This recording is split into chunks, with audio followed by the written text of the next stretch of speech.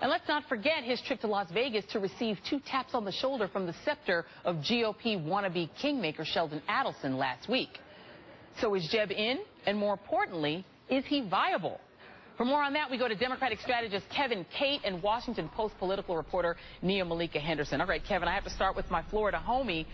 Jeb Bush, is he just the honey badger? Is this guy just believing that despite the last name, despite the flip-flops on immigration, he's running? Well, he sounds like a raging liberal to me, right? But here in Florida, we call that position on immigration practical. It's something that Jeb won by 13 points in his last gubernatorial election here in 2002, coming right off of the 2000 presidential election, which took a lot of independents and a lot of Democrats probably as well. And he has some practical positions, and this is one of them, and that makes him look like a rhino, if you want to call it, or someone foreign to voters in Iowa and perhaps other primary states. But also, it probably his comments give some cover to Marco Rubio and his presidential aspirations, too, because he said similar things, as just pointed out by Alex Leary at the Tampa Bay Times in his memoir, similar to what Jeb Bush just said about immigration being an act of love, whether it's legal or illegal. Yeah, I find it so hard to believe that he would try to give cover to Marco Rubio rather than compete with him, but I take your point. And Nia Malika, so the other word for rhino is somebody the establishment might want to invest in, right? Somebody that may be able to get across in a general election more so than a primary. So walk us through the case for how Jeb Bush could actually do it. Yes, he could be very viable in terms of winning Florida, but up until then, is Jeb Bush somebody that the political world sees as viable in Iowa, in South Carolina, in New Hampshire?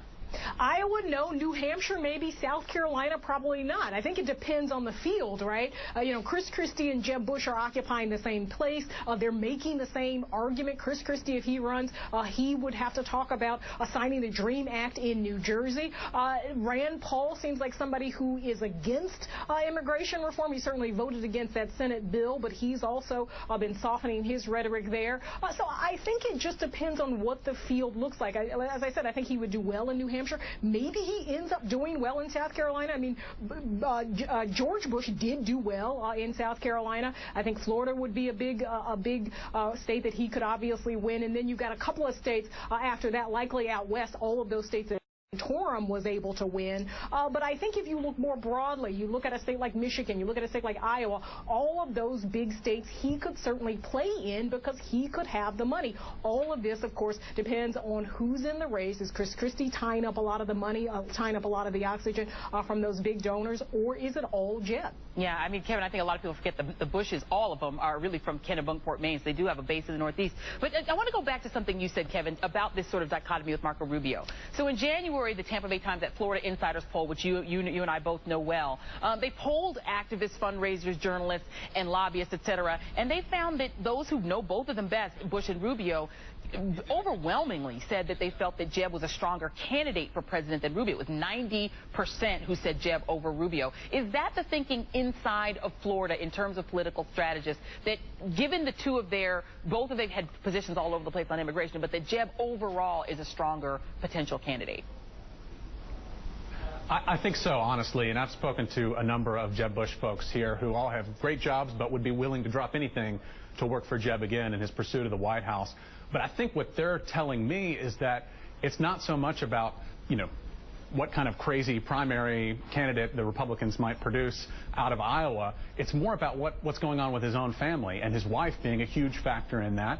And also George P., who's on the cusp of winning a statewide election in Texas. What does this do to his potential national electoral progress? So I think what you're seeing here is Jeb having a public conversation, but a lot of private conversations going on in his family and those closest to him. And Nia Malika, I think one of probably the things that's oversold is this ability of Jeb Bush potentially to do well with Hispanics. I've seen polling that shows he doesn't really do much better than any other potential Republican candidate with Latinos, at least right now. But what are Democrats saying in terms of when they look at this field.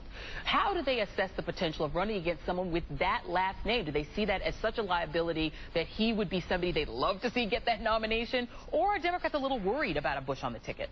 You know, I think Democrats would be worried about any candidate who they feel like has some kind of crossover appeal. Chris Christie being that person. In some ways, maybe he's not. He certainly had a lot of troubles lately. And Bush seeming to be able to argue that he does have that crossover appeal. He did do well among Latinos in 2002, at least. I think he won something like 80% of the Cuban vote, about 60% of the non-Cuban vote. Florida is increasingly non-Cuban in terms of those Latino voters down there. But I think just his resume does cause Democrats to sort of say this would be someone who Republicans could present as a mainstream candidate in the way that a lot of the other candidates like Rand Paul or Ted Cruz, those are the real kind of dream candidates, at least as far as Democrats are looking at 2016.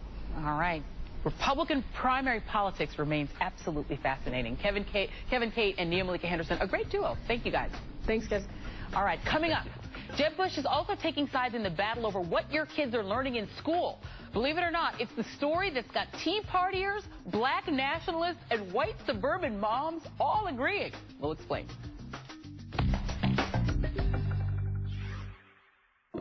It's time for the Your Business Entrepreneur of the Week. Ellie and